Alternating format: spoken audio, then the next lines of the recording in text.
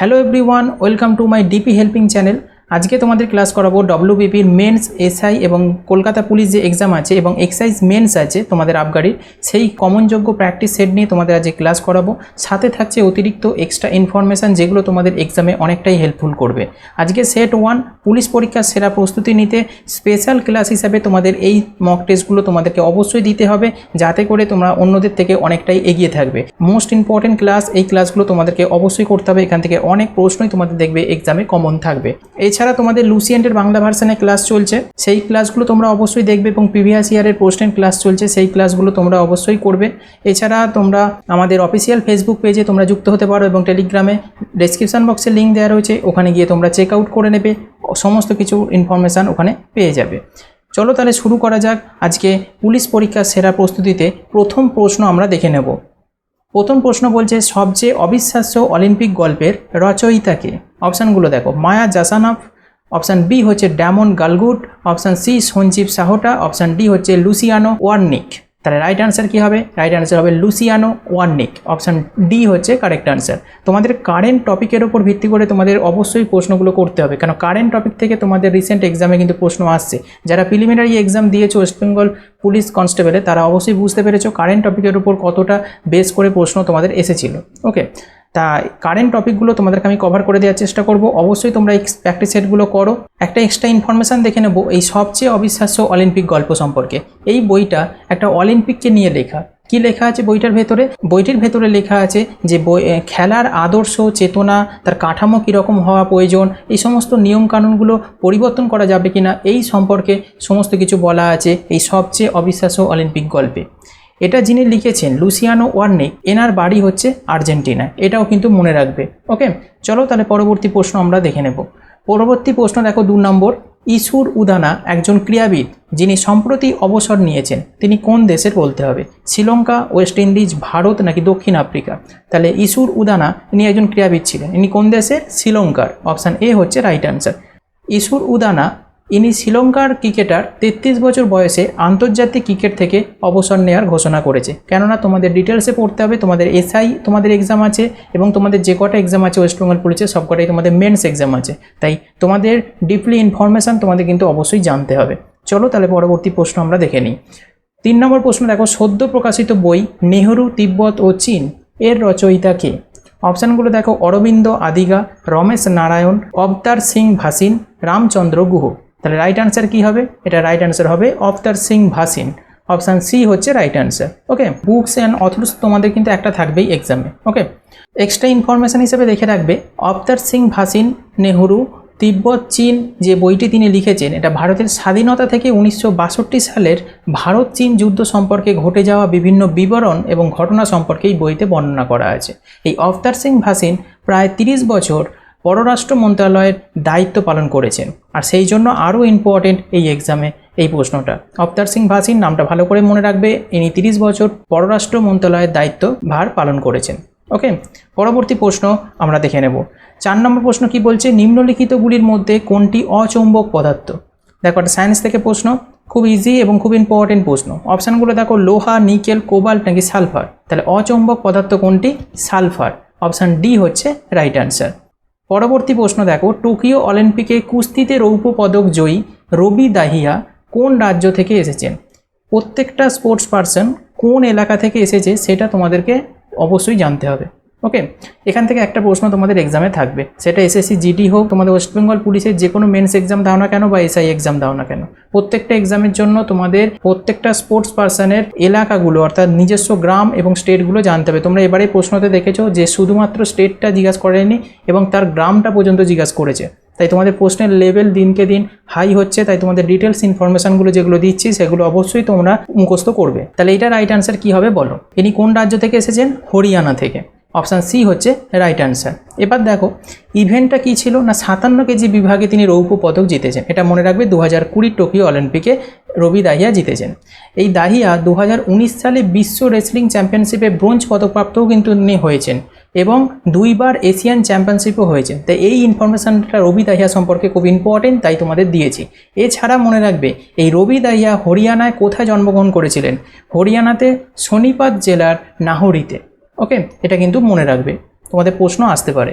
পরবর্তী প্রশ্ন আমরা দেখব 6 নম্বর, জাতীয় মহিলা কমিশনের বর্তমান চেয়ারপারসন কে? মোস্ট ইম্পর্টেন্ট প্রশ্ন।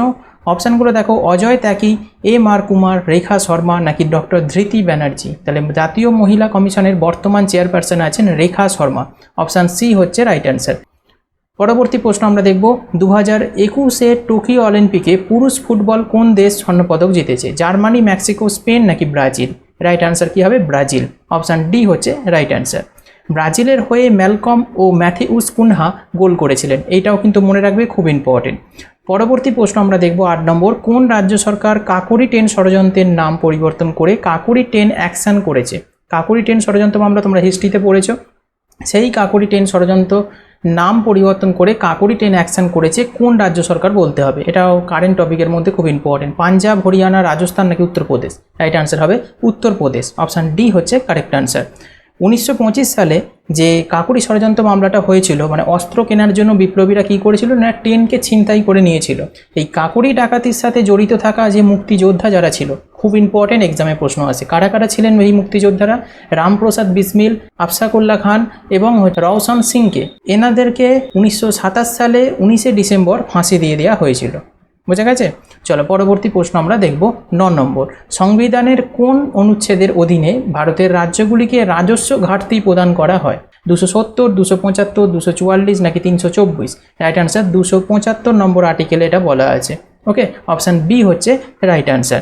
এছাড়া এক্সট্রা ইনফরমেশান হিসাবে দেখে রাখবে, পঞ্চদশ অর্থ কমিশনের সুপারিশ অনুযায়ী অনুদানগুলিকে মাসিক কিস্তিতে রাজ্যগুলিকে রাজস্ব হিসাবের ফাঁক পূরণের জন্য প্রদান করা হয়। কিন্তু এই কমিশনটা অর্থাৎ 2021-22 সালের সময়কালে 17টি রাজ্যকে পিডিআরডি অনুমোদন সুপারিশ করেছে। অর্থ মন্ত্রণালয় 17টি রাজ্যকে 9,871 কোটি টাকা রাজস্ব ঘাটতি অনুদান কিন্তু জারি করেছে। খুব ইম্পর্টেন্ট এটা কারেন্ট টপিকের মধ্যে। পিডিআরডির ফুল ফর্মটা তোমরা জেনে রাখবে, পোস্ট ডেভলিউশন রেভিনিউ ডেফিক। ওকে, চলো পরবর্তী প্রশ্ন আমরা দেখব। 10 নম্বর প্রশ্ন দেখো, কোন রাজ্য বা কেন্দ্রশাসিত অঞ্চল তথ্য প্রযুক্তি খাতে উৎকৃষ্ট সংস্থাগুলির জন্য রাজীব গান্ধী পুরস্কার চালু করেছে? Most important, IT sector, information technology. এই আইটি সেক্টর বা তথ্য প্রযুক্তির খাতে রাজীব গান্ধী পুরস্কার চালু করেছে কোন রাজ্য বা কেন্দ্রশাসিত অঞ্চল? কেরালা, পাঞ্জাব, মহারাষ্ট্র নাকি পশ্চিমবঙ্গ? রাইট আনসার হবে মহারাষ্ট্র। অপশান সি হচ্ছে কারেক্ট আনসার। পরবর্তী প্রশ্ন দেখো, বাংলার নন্দবংশের প্রতিষ্ঠাতা কে? অপশানগুলো দেখো, উগ্রসেন, মহাপদ্ম নন্দ, ধননন্দ নাকি পাণ্ডুকা? তাহলে বাংলায় নন্দবংশের প্রতিষ্ঠাতা কে করেছিলেন? মহাপদ্ম নন্দ। অপশান বি হচ্ছে রাইট আনসার। নন্দবংশের শেষ রাজাকে? ধনানন্দ, এটা মনে রাখবে। আর নন্দবংশের শ্রেষ্ঠ রাজাকেও, তিনিও কিন্তু ধনানন্দই ছিলেন। ওকে, যেখানে ধনানন্দ হয়ে গেছে এগুলো ধননন্দ হবে। ওকে, একটু টাইপিং মিস্ট হয়েছে, এটা ধননন্দ। ওকে, বোঝা গেল? চলো পরবর্তী প্রশ্ন আমরা দেখব, হর্ষচরিত কে রচনা করেছিলেন? খুব ইম্পর্টেন্ট এই রচনাগুলো। বাণভট্ট, হর্ষবর্ধন, আর্যভট্ট নাকি হিউয়েনসাং? হর্ষচরিত রচনা করেছিলেন বাণভট্ট। ওকে, অপশান এ হচ্ছে রাইট অ্যান্সার। এটা একটু স্পেলিং মিস্টেক হয়েছে, বাণভট্ট বয় আঁকাটা হবে এখানে। ওকে, বোঝা গেল? চলো এক্সট্রা ইনফরমেশান হিসাবে দেখে নেব, সংস্কৃত কবি বাণভট্ট রচিত হর্ষবর্ধনের জীবনী এই হর্ষচরিতেই বর্ণনা করা আছে। তাহলে কার বর্ণনা করা আছে জীবনী? হর্ষবর্ধনের জীবনী বর্ণনা করা আছে এই হর্ষচরিতে। এটা কিন্তু খুব ইম্পর্টেন্ট। আর হর্ষবর্ধনের লেখা দুটি বইয়ের নাম রত্নাবলী আর প্রিয়দর্শিকা, এটাও কিন্তু জেনে রাখবে। ওকে, চলো পরবর্তী প্রশ্ন আমরা দেখব, বিক্রমশিলা বিশ্ববিদ্যালয় কে প্রতিষ্ঠা করেন? অশোক, চন্দ্রগুপ্ত মৌর্য, ধর্মপাল নাকি সমুদ্রগুপ্ত? রাইট অ্যান্সার কী হবে? ধর্মপাল বিক্রমশিলা বিশ্ববিদ্যালয় প্রতিষ্ঠা করেছিলেন। অপশান সি হচ্ছে কারেক্ট অ্যান্সার। ধর্মপাল ছিলেন বৌদ্ধ ধর্মের একজন মহান পৃষ্ঠপোষক। তিনি নালন্দা বিশ্ববিদ্যালয়কে পুনর্জীবিত করেছিলেন। ওকে, চলো পরবর্তী 14 নম্বর প্রশ্ন দেখে নেব, মণিপুরের নতুন গভর্নর হিসাবে কে নিযুক্ত হয়েছেন? অপশানগুলো দেখো, জগদীশ মুখী, ফাগু চৌহান, নামচা হেপতুল্লাহ, লা গণেশন। তাহলে রাইট অ্যান্সার কী হবে? মণিপুরের নতুন গভর্নর হিসেবে নিযুক্ত হয়েছেন লা গণেশন। অপশান ডি হচ্ছে রাইট অ্যান্সার। কার জায়গায় নিযুক্ত হয়েছেন বলতে পারবে? ইনি নিযুক্ত হয়েছেন নামচা হেপতুল্লার অবসরের পর। রাষ্ট্রপতি রামনাথ কোবিন্দ 22 আগস্ট লা গণেশনকে মণিপুরের নতুন গভর্নর হিসাবে নিযুক্ত করেছেন। আর যে ইনফরমেশানগুলো তোমাদের এখান থেকে প্রশ্ন এসে থাকে এক্সামে, মণিপুরের রাজধানী কি? ইম্ফল। কটি জেলা আছে মণিপুরে? 16টি জেলা আছে। মণিপুরের ভাষা কি? মণিপুরি। মণিপুরের জাতীয় পাখি কি? নোংএং। মণিপুরের জাতীয় ফুল কি? সিরুই লিলি। ওকে, এগুলো কিন্তু খুব ইম্পর্টেন্ট, তোমাদের এই জাতীয় পাখি ফুল থেকে কিন্তু প্রশ্ন আসে। চলো পরবর্তী প্রশ্ন আমরা দেখে নেব 15 নম্বর, কবে ভারতীয় জাতীয় পতাকা গৃহীত হয়েছিল? অপশানগুলো দেখো, 12 জুলাই 1947, 12 আগস্ট 1947, 22 জুলাই 1947 নাকি 22 আগস্ট 1947? তাহলে ভারতীয় জাতীয় পতাকা গৃহীত হয়েছিল 22 জুলাই 1947। অপশান সি হচ্ছে তোমার কারেক্ট আনসার হবে। ওকে, পরবর্তী প্রশ্ন দেখব, ভারতীয় সংবিধানের কোন অনুচ্ছেদে বলা আছে আইনের চোখে সবাই সমান? খুব ইম্পর্টেন্ট এটা। অনুচ্ছেদ 13, অনুচ্ছেদ 14, অনুচ্ছেদ 15 নাকি অনুচ্ছেদ 11? তাহলে ভারতীয় সংবিধানের কোন অনুচ্ছেদে বলা আছে আইনের চোখে সবার সমান অধিকার বা সবাই সমান? এটা বলা আছে আর্টিকেল 14-তে। অপশান বি হয়ে যাবে কারেক্ট আনসার। ওকে, এবার দেখে নেবো এক্সট্রা ইনফরমেশান হিসাবে যেগুলো তোমাদের এক্সামে মোস্টলি প্রশ্ন এসেই থাকে। অনুচ্ছেদ 15-তে কী বলা আছে দেখো, জাতি ধর্ম বর্ণ নির্বিশেষ কোনো রকম ভেদাভেদ করা যাবে না, মানে সবাই সমান জাতি ধর্ম বর্ণ নির্বিশেষে। এটা অনুচ্ছেদ 15-তে মানে আর্টিকেল 15-তে বলা আছে। আর্টিকেল 13-তে কী বলা আছে, মৌলিক অধিকারগুলিকে খর্ব করে এমন কোনো আইন করা যাবে না, মানে সেই আইন বাতিলযোগ্য বলে ঘোষণা হবে। ওকে, আর আর্টিকেল 17-তে কী বলা আছে, অস্পৃশ্যতা নিষিদ্ধকরণ।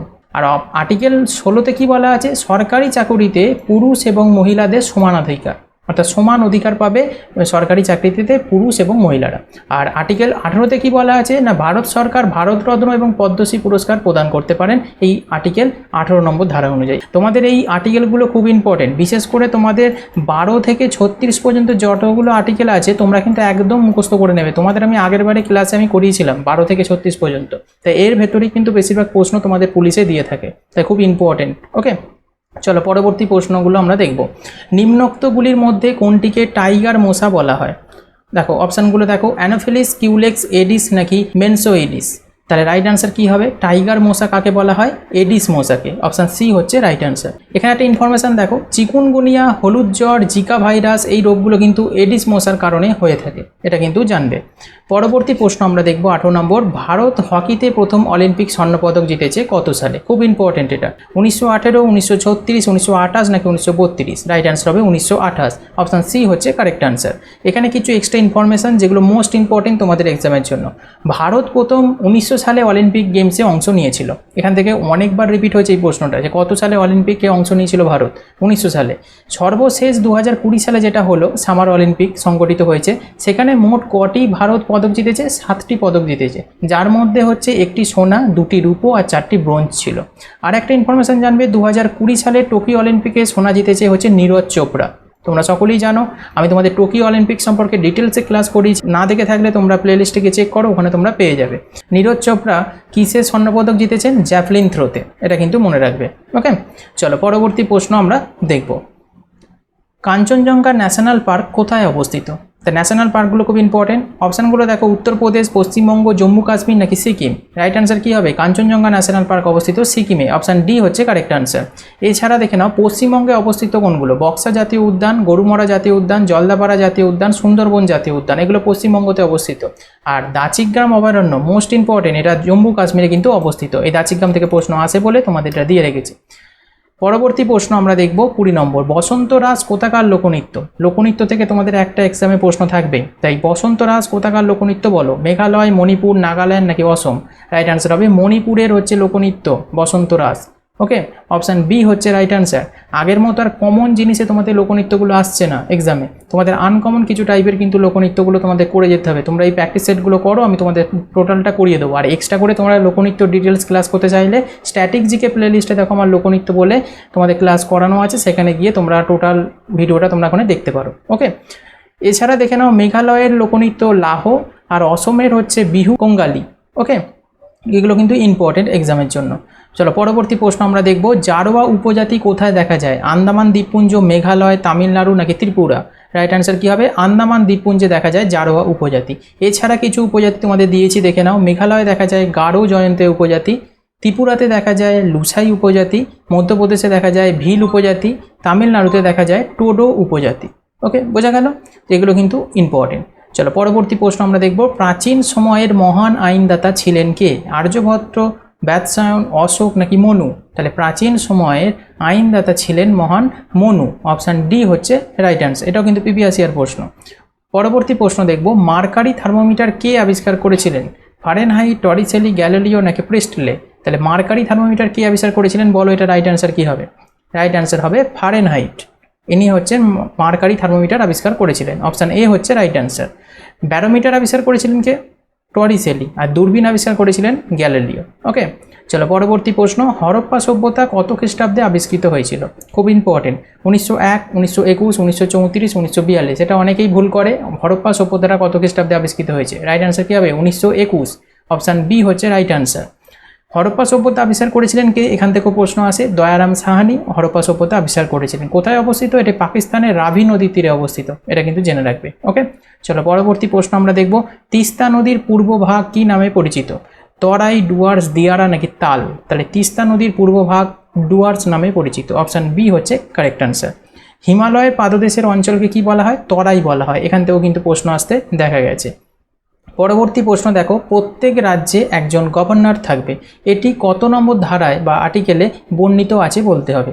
153 নম্বর ধারায়, 154 নম্বর ধারায়, 155 নম্বর ধারায় নাকি 156 নম্বর ধারায়?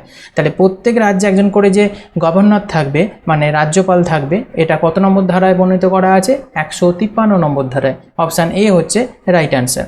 154 নম্বর ধারায় কি বর্ণনা করা আছে? রাজ্যের প্রশাসনিক ক্ষমতা রাজ্যপালের হাতে ন্যস্ত থাকবে, এটা বলা আছে 154 নম্বর ধারায়। আর 155 নম্বর ধারায় কি বলা আছে? রাজ্যপাল নিয়োগের কথা বলা আছে। রাজ্যপাল যে নিয়োগ হয় এটা 155 নম্বর। মোস্ট ইম্পর্টেন্ট এই ধারাগুলো তোমাদের আমি দিয়ে দিয়েছি। ওকে, চলো পরবর্তী 27 নম্বর প্রশ্ন আমরা দেখে নেব।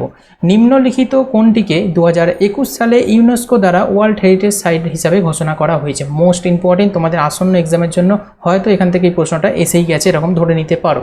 ওয়ার্ল্ড হেরিটেজ সাইট হিসাবে ঘোষণা করা হয়েছে কোনটিকে? অপশানগুলো দেখো। ঐতিহাসিক শহর আহমেদাবাদকে, রানী কি ভাবকে, ধোলাভিরা একটি হরপ্পান শহর এটাকে, নাকি উপরে কোনোটিই নয়? রাইট অ্যান্সার কি হবে? ধোলাভিরা একটি হরপ্পান শহর, এইটিকে 2021 সালে ইউনেস্কো দ্বারা ওয়ার্ল্ড হেরিটেজ সাইটে হচ্ছে নিযুক্ত করা হয়েছে। বোঝা গেল? অপশান সি হচ্ছে কারেক্ট অ্যান্সার। এখানে যে ইনফরমেশনটা দেবো খুব ইম্পর্টেন্ট, দেখে নাও। বর্তমানে মোট 40টি ভারতে ওয়ার্ল্ড হেরিটেজ সাইট আছে। ওকে, যার মধ্যে 2021 সালে দুটি যুক্ত হয়েছে। সেই দুটির নামটা মনে রাখবে। কাকাতিয়া রুদ্রেশ্বর মন্দির, যেটা তেলেঙ্গানাতে অবস্থিত, আর ধোলাভিরা একটি হরপ্পান শহর, এটা গুজরাটে অবস্থিত। জায়গাগুলো কিন্তু মনে রাখবে, প্রশ্ন বিভিন্ন রকমভাবে আসতে পারে, তাই তোমাদের ডিটেলসটা দিয়েছি, খুব ইম্পর্টেন্ট এটা এক্সামের জন্য। ওকে, চলো পরবর্তী প্রশ্ন আমরা 28 নম্বর দেখে নেব। 2020-তে ব্যাস সম্মান কে পেয়েছেন? অপশানগুলো দেখো। লীলাধর জাগদি, মমতা কালিয়া, অমিতাভ ঘোষ নাকি শারদ পাগারে? মানে 2020-তে ব্যাস সম্মান পেয়েছেন শারদ পাগারে। অপশান ডি হচ্ছে রাইট অ্যান্সার। এবার এক্সামের প্রশ্ন আসতেই পারে 2019-এ কে পেয়েছে? নাসিরা শর্মা। যারা এসএসসি জিডি দেবে অবশ্যই 2019টা কিন্তু অবশ্যই দেখবে। নাসিরা শর্মা খুব ইম্পর্টেন্ট, 2019-এ ব্যাস সম্মান পেয়েছিলেন। আর একটা জিনিস মনে রাখবে, এই শারদ পাগারে যিনি 2020-তে ব্যাস সম্মান পেয়েছেন, তিনি কি লিখে পেয়েছেন? তিনি একটি নোবেল লিখেছিলেন, তার নাম কি? পাটলিপুত্র কি সামগ্রী। এইটা লিখে তিনি এই ব্যাস সম্মানটা পেয়েছেন, এটাও কিন্তু মনে রাখবে। চলো পরবর্তী প্রশ্ন 29 নম্বর আমরা দেখে নেব। 2021 সালে চিকিৎসা বিজ্ঞানে নোবেল পুরস্কার পেয়েছেন কে বা কারা? তাহলে এটা রাইট অ্যান্সার কী হবে বলো? 2021 সালে চিকিৎসা বিজ্ঞানে নোবেল পুরস্কার কে পেয়েছেন? তাহলে এটা রাইট অ্যান্সার হবে অপশান এতে যেটা আছে, ডেভিড জুলিয়াস এবং আরডেম পাট্টাপটিয়ান। ওকে, ইনি পেয়েছেন 2021 সালে চিকিৎসা বিজ্ঞানে নোবেল পুরস্কার। বোঝা গেল? এনারা দুজন পেয়েছেন। এছাড়া মনে রাখবে অপশান বি এ যেটা আছে, তিনি ফিজিক্সে পেয়েছেন, মানে এই যে সাইকুরো মানাবে এবং হচ্ছে ক্লাউন হ্যাসেলম্যান, এনারা দুজনে হচ্ছে ফিজিক্সে তোমার 2021 সালে নোবেল পুরস্কার পেয়েছেন। এই দুটোর নাম কিন্তু মনে রাখবে। ওকে, চলো পরবর্তী প্রশ্ন আমরা দেখে নেব 30 নম্বর। বিহারের সুপ্রাচীন এবং প্রচলিত চিত্রকলার নাম কি? খুব ইম্পর্টেন্ট। অপশানগুলো দেখো। মুরাল, বেঙ্গল প্যাট, মধুবনী। অপশান ডি হচ্ছে কালামকারি। তাহলে রাইট অ্যান্সার কী হবে? বিহারের সুপ্রাচীন এবং সুপ্রচলিত চিত্রকলার নাম হচ্ছে মধুবনী। অপশান সি হচ্ছে রাইট অ্যান্সার।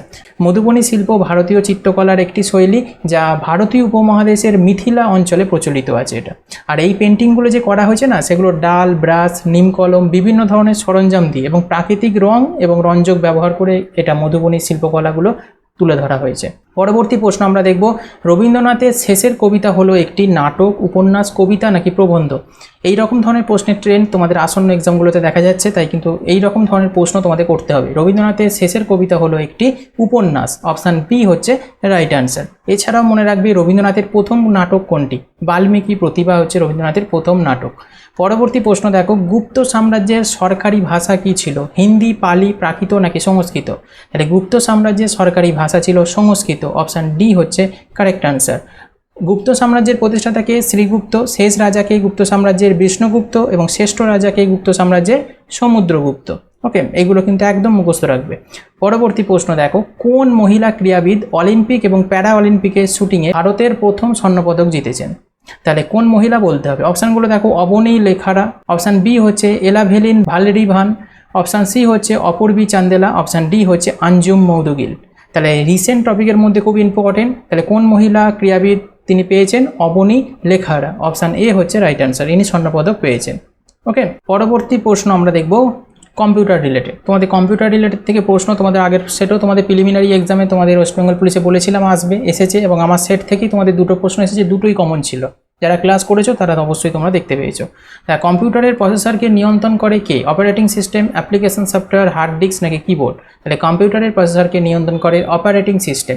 অপশান এ হচ্ছে রাইট অ্যান্সার। পরবর্তী প্রশ্ন দেখব 35 নম্বর। রাং ঝালে যে ধাতু দুটির ধাতু সংকর থাকে তা হলো কোনটি? মানে রাং ঝালে ব্যবহার করা হয় যে ধাতু সংকরগুলো, সেটা কোনটা বলতে হবে। জিঙ্ক এবং সীসা, জিঙ্ক এবং তামা, টিন এবং জিঙ্ক নাকি টিন এবং সীসা? রাইট অ্যান্সার কী হবে? টিন এবং সীসা। টিনকে বলা হয় এসএন আর সীসাকে বলা হয় পিবি। অনেকগুলো এই সংকেতগুলো দিয়েও কিন্তু প্রশ্ন আসে, তাই তোমাদের এটা দিয়ে দিয়েছি। তাহলে অপশান ডি হচ্ছে রাইট অ্যান্সার হবে, রাং ঝালে সংকর ধাতু হিসেবে ব্যবহৃত হয়।